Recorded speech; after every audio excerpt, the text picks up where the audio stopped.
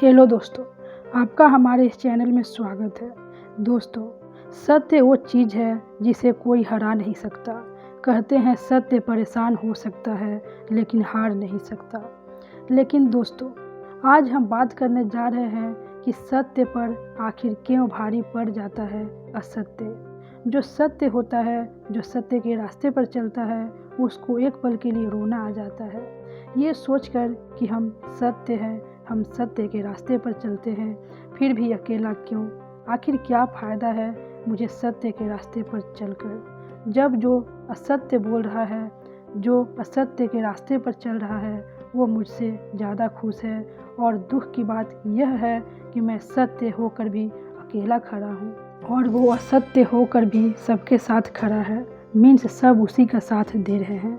मैं सत्य होकर भी अकेला खड़ा हूँ और वो असत्य होकर भी झुंड में खड़ा है।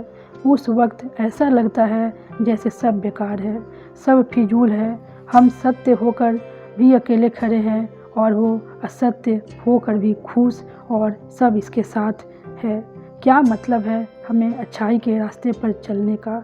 क्या फ़ायदा है हमें सत्य बोलकर? लेकिन दोस्तों, मैं पहले ही आपसे बोल दी थी कि सत्य परेशान हो सकता है लेकिन हार कभी नहीं सकता।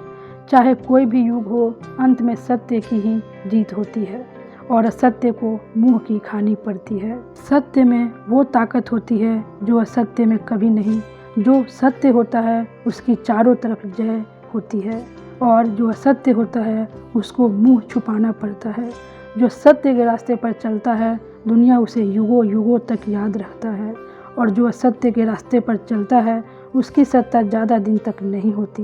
वक्त आने पर सत्य की भी बात होती है और असत्य की भी, लेकिन जब सत्य की बात होती है तब लोग उसकी जय जयकार करते हैं और जब असत्य की बात करते हैं तो लोग उसकी निंदा, उसकी बातें करना भी पसंद नहीं करते।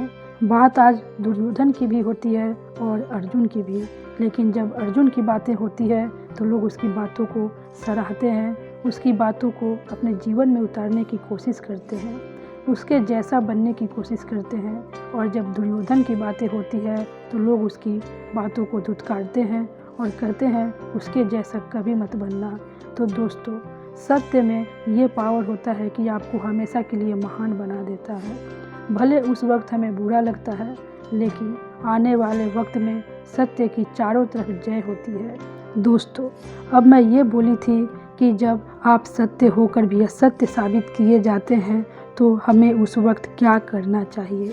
तो दोस्तों, उस वक्त आपको शांत रहना चाहिए और चुपचाप वहाँ से हट जाना चाहिए और उन्हें उनकी झूठी जीत का जश्न मनाने देना चाहिए। आपको सब कुछ भगवान के भरोसे छोड़ देना चाहिए। आने वाले वक्त में सत्य खुद ब खुद साबित हो जाएगी। जैसे माता सीता के चरित्र पर सवाल उठे, उस वक्त उन्होंने कुछ नहीं कहा, वो चुपचाप महल छोड़ के वन में चली गई। आने वाले वक्त में उनकी सत्य प्रकट हुई जब उनके बेटे लव और कुश सीता जी के चरित्र का गान किया। तब उन सारे प्रजा की सिर शर्म से झुक गई जिन्होंने माता सीता को लांछन लगाया था। और माता सीता ने भी उस वक्त अपनी सत्य का प्रमाण दी कि हे धरती माता, अगर मैं सत्य हूँ तो आप मुझे गोद में ले लीजिए। इस धरती पर मैं परीक्षा देते देते थक गई हूँ। और धरती माँ आकर उन्हें अपने गोद में ली और अपने साथ लेके चली गई। और ये साबित हो गया कि माता सीता सत्य थी, उनके चरित्र पर झूठे दाग लगे थे, वो मिट गया। तो बस दोस्तों, आप मेरा कहने का मतलब समझ गए होंगे। सत्य और असत्य की परिभाषा अलग हो सकती है, लेकिन याद रखिएगा लास्ट में सत्य ही जीतता है और असत्य को हारना ही पड़ता है। इसलिए आप भी जब कहीं सत्य होने पर भी नकारे जाएं, असत्य साबित किए जाएं, तो धैर्य रखिएगा और भगवान पे भरोसा रखिएगा। आपका भी वक्त आएगा और बहुत अच्छा आएगा, जैसा आपने सोचा भी नहीं होगा उससे भी सुनहरा आएगा। इसलिए परेशान मत होइए, धैर्य रखिए। आपका वक्त भी आएगा, क्योंकि वक्त सबका आता है पर अपने वक्त पर। बस आप भगवान पे भरोसा रखिएगा और उन पर सब छोड़ दीजिएगा। फिर आपको दुनिया की कोई भी ताकत नहीं हरा सकती, क्योंकि जब आप सब भगवान पर छोड़ देते हैं तो सब उनका हो जाता है और उनके होते आपका कोई कुछ नहीं बिगाड़ सकता। तो दोस्तों, मैं आशा करती हूँ कि आपको हमारे आज की ये वीडियो अच्छी लगी होगी। दोस्तों, ऐसे ही वीडियो देखने के लिए हमारे इस चैनल को लाइक, शेयर और सब्सक्राइब ज़रूर कर दीजिएगा। तब तक मैं आपसे विदा लेती हूँ। जय श्री कृष्णा, राधे राधे दोस्तों। तब तक हमेशा खुश रहिएगा, पॉजिटिव रहिएगा और हमेशा मुस्कुराते रहिएगा।